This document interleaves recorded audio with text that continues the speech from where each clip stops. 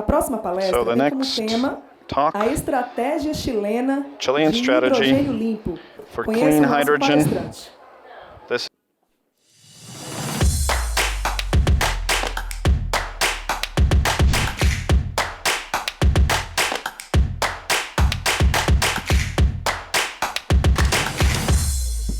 Our speaker is Max Correa from CIP.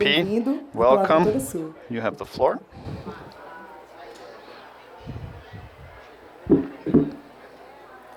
Boa tarde. Good afternoon. Estou super feliz por I'm very estar aqui. happy to be here. Eu sou chileno. I am falo from Chile. espanhol, I speak Spanish. entendo Of course, I understand pouco português, a little bit of mas é melhor Portuguese, fazer a apresentação but I'm em inglês. going to give my presentation in English. I apologize for that. Se tens perguntas em Of course, if there are questions in Portuguese at the end, I think I can. So, sorry to speak in English. I will use my 20 minutes to try to show two presentations. The first of it is a summary of the Chilean hydrogen strategy. And then I will show briefly a presentation on the company I'm working in right now, which is Copenhagen Infrastructure Partners, CIP, which is a Danish fund investing precisely on Power-to-X projects, large-scale projects, precisely this, hydrogen. So it's from the dream, from the public policy to reality. So on the year 2020, 2 years ago, we decided to draft a hydrogen strategy for the country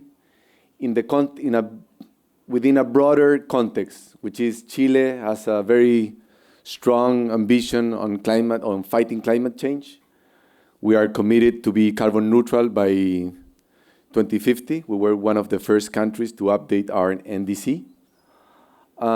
So we don't only have a hydrogen strategy, we have an electromobility strategy, an energy transition strategy, and so forth. That is why we are rapidly phasing out of coal. Coal represents 40% of our electricity grid as of today. By the year 2040, probably earlier than that, 2030, we will phase out of coal entirely. By the year 2025, 55% of that coal capacity will be out of the grid. And we are replacing that fossil fuels or coal generation power with renewables. Last year alone, we built 4.5 gigawatt. Maybe that's not a huge figure for Brazil, but for Chile it is. Our energy or electricity grid, it's about 30 gigawatt. So in 1 year, we built 1/6 of it by renewables, and that's a trend. By the year 2030, we want to have 80% of our grid with renewables, and considered hydropower. You have lots of hydropower. We only have 20% in our grid, and we believe it will remain stable. Okay, so the only thing that will grow is renewables, basically sun and wind. So why did we draft a hydrogen strategy? It's because our country is relatively small, but our renewable resource is very, very large. So we measured this with the help of GIZ, the German Cooperation Agency, and we measured that we have over 60 times of surplus of capacity that we have to use somehow, right? If we want to harness that potential. Hydrogen is exactly a way of doing that. And we had a great timing. The whole world is now talking about hydrogen. We are here in this forum speaking about hydrogen. Probably 3 years ago, this wouldn't be possible. I won't speak about the uses of hydrogen. You have heard of it the last 2 days. And again, timing was of the essence. So now almost every developed country has a hydrogen strategy. We were one of the first in Latin America. We constantly hear on the news about new hydrogen projects, new developments, new investments from Chile, in Latin America, Brazil, but in many other countries I have received projects or heard of projects in Bolivia and Colombia, Uruguay, so it's everywhere. But what differentiates us is that we believe that we have one of the best renewable resources in the planet. I have to say this, in probably Brazil, it's comparable to Chile. We did this at the Ministry of Energy. I used to work there. I didn't put Brazil in these slides. Probably you will be in a similar position. So, but we believe that our resources this shows how good we believe our resource is. So if we compare ourselves with other nations that are planning to produce hydrogen, renewable hydrogen, we believe that we have a notorious competitive advantage, right? So in solar PV, our capacity factor is about 37%, which is way better than our competitors. Probably in Brazil, you have great resource as well. And I want you to focus on the onshore wind, which is in the Patagonia. It's about 70, maybe less than that, but it's definitely over 60% of the time you can be producing electricity onshore, which is as good as the winds in the North Sea offshore, for example. So it's really, really attractive. Because of that, it's correlated. We can produce the cheapest hydrogen, we believe, or one of the cheapest renewable hydrogens in the planet. I wish Brazil was in this graph again. Sorry about that. I will tell my friends in the ministry to add in the graph. And even though we are aware that we have a relative disadvantage because we are distant to where that energy will be consumed, the big centers of demand of energy. The good news is that disadvantage is overcompensated by the fact of the competitive edge we have on the production side. So if you see the different cost components of producing hydrogen and logistics, it's not as big as you probably think. So we still believe that we can be more competitive exporting ammonia, for example, to Japan than Australia because of the advantage we have in the renewable resource. Why is so important to Chile? Chile is famously known worldwide because of probably our mining exports. Also because our soccer players. The other day I saw Vidal on Flamengo, and he had a great reception in your country, so thank you for that. He's like a national hero. But the mining sector represents like the biggest component of our GDP. So we believe that if we do things right with hydrogen, we can create a new industry based on renewables, the same size as our mining sector by the year 2050, over 33 billions of export per year, which is similar to we have today in the whole mining sector. So when we thought of this strategy, we were very ambitious and bold at that time, and we established ourselves with ambitious goals, having 5 gigawatt of electrolyzer by the year 2025, which is tomorrow. If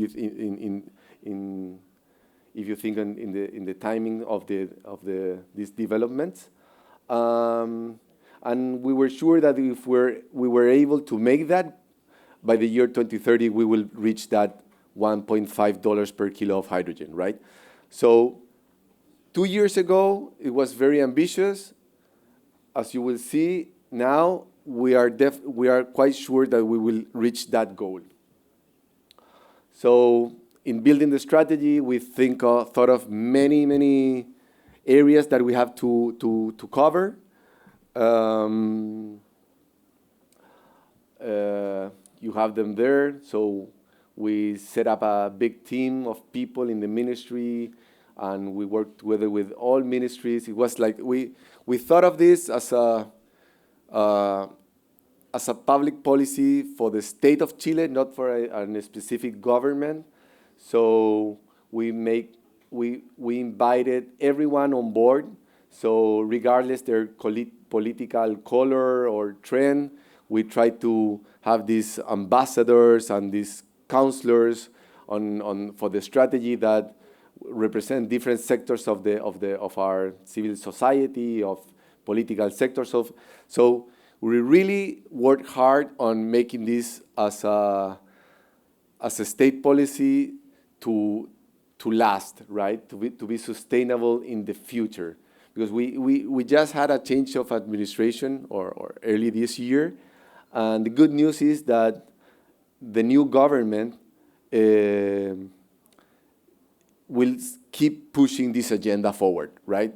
I heard of the Ministry of Treasury today in a presentation. A friend of mine showed me a picture, and he was mentioning the hydrogen strategy or the new hydrogen industry as something the government wants to support because it's green, it's new, and that was very rewarding for me because we worked hard for that to happen, and it's happening, right? So, and for investors, it's a great thing because they are seeing not only an attractive country to invest in, stable in that sense, but with a public policy that supports this new industry. We have lots of things to work in infrastructure. We're way behind Brazil in infrastructure, human capital as well. So, but we have to work on that. This is how we thought the strategy would unveil, first with domestic demand and later with the exports. Actually, what is happening, and as I show later, it's happening. The export projects are being built and developed at the same time to the domestic demand, which is good news.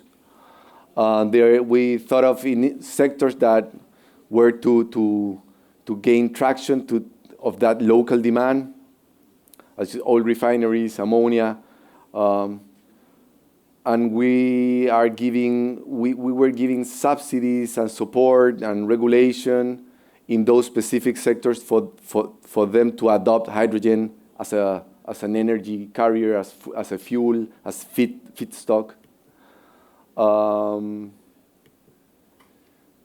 So after a year of the strategy, we began seeing the fruits of it, right? Many projects sprang across the country, obviously in the north of the country, using the solar irradiance. In the center, probably close to industrial clusters, hubs, and in the south, using the wind of the Patagonia as using that energy for the first time, because Patagonia is so far away from everything that if you wanted to use that energy, you would have to build power lines, power transmission lines, which is basically impossible, right? So part of our strategy was signing MOUs, partnerships with all possible countries that where we would find a match. Europe, Asia, Japan, Korea. We know they will need to import molecules to meet their own carbon neutrality goals. We want to be there. Something happened to this. I cannot pass the slides. Maybe it ran out of battery. this is how we're thinking, or the areas that we have to work to implement the strategy. So now, in the 5 minutes I have left, I will show another presentation of CIP, my company, if it works. If it doesn't, I can do it without the slides.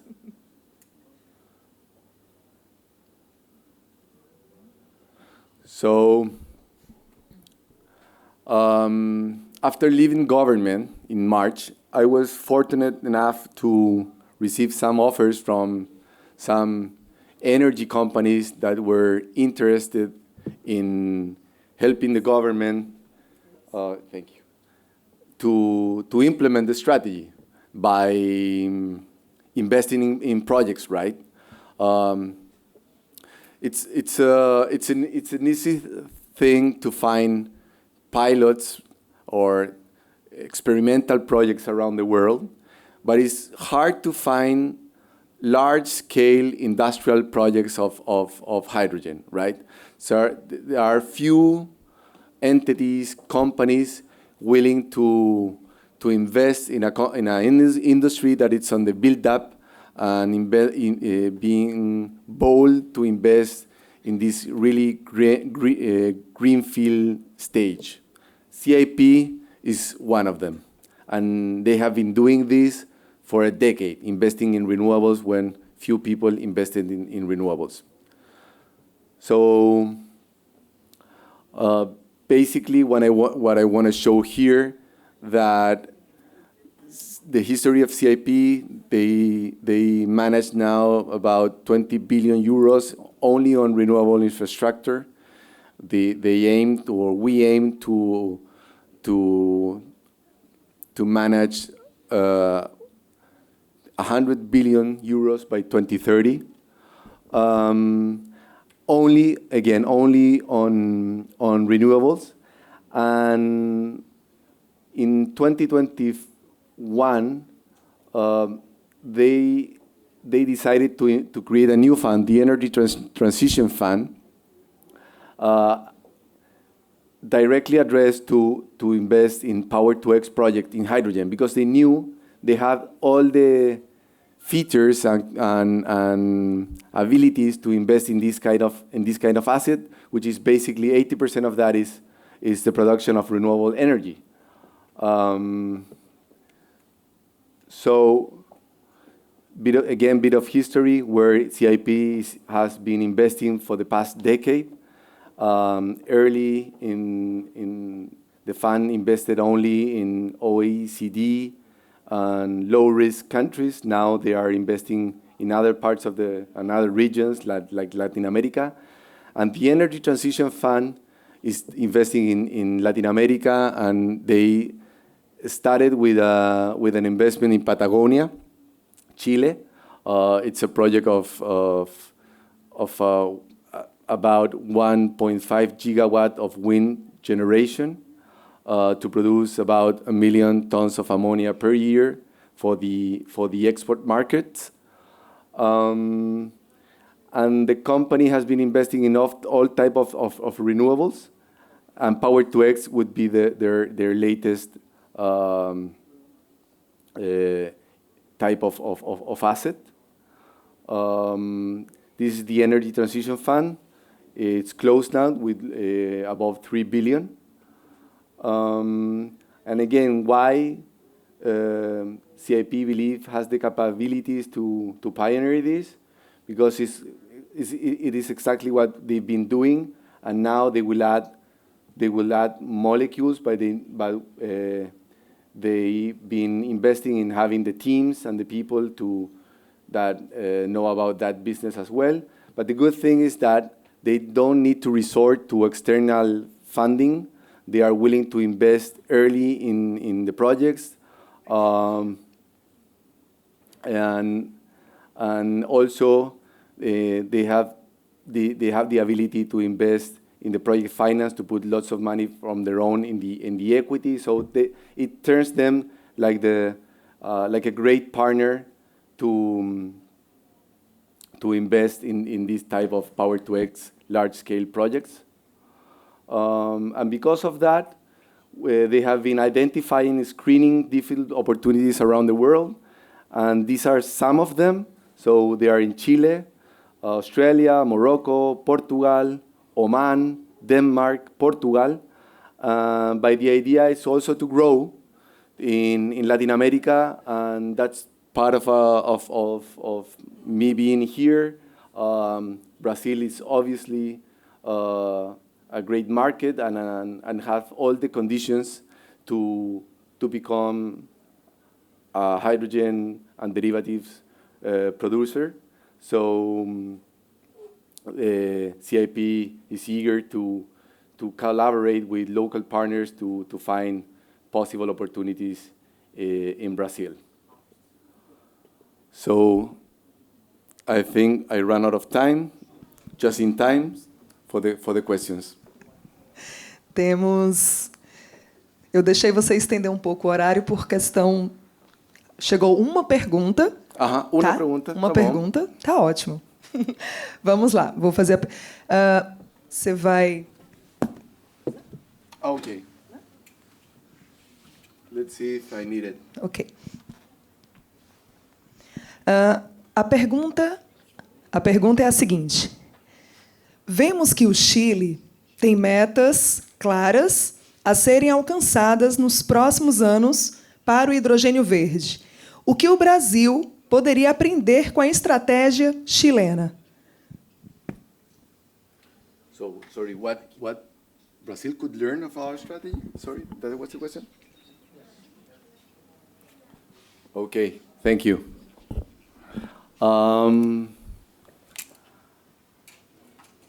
I was talking to a friend during lunch just about this. In my view, the key of the success of the Chilean hydrogen strategy, because it really has been a success story, a successful public policy, was that we were able to create something that everyone wanted to be on board. Normally, countries are always divided by political colors, fights against left and right, right and left. And it's hard to find topics that unite the country. Energy transition is one of them, right? Preserving things, the planet, and caring, maybe, I don't know, protecting animals, species, natural landscapes, things like that. But it's hard to find industrial policies that unite or gather or summon the people. And in hydrogen, we found exactly that. And we show it to the broader audience, to the country, as a great piece of news, an opportunity for everyone, an opportunity for Chile, to embark in an endeavor as a country to create a new industry, and a new clean industry out of our renewable potentially. Obviously, we faced hurdles and opposition, which is normal, right? There are many sensible subjects like the use of water, the use of the territory, communities, but we were able to convey a message a positive message that we wanted to do this, and we wanted to do it in a right way, conscious of the environment, conscious of the people, of the use of water, for example.